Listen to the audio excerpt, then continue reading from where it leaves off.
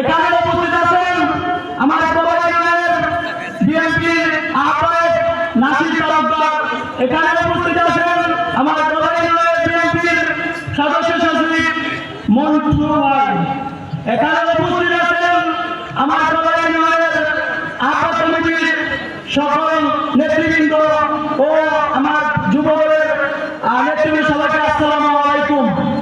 আমি বলতে চাই, বিগত 11 বছর আমি রাজপথের যুদ্ধ করেছি, আমি রাজপথের সংগ্রাম করেছি, আমি রাজপথে ছিলাম।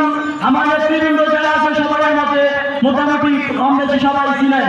আমার ওয়ার্ড 7 নম্বর মাদ্রাসারি নদীগুলি পারে, আমি ওখান থেকে এসে সবসময় প্রোগ্রামে অ্যাক্টিভ ছিলাম, সবসময় আমাকে দেখছেন।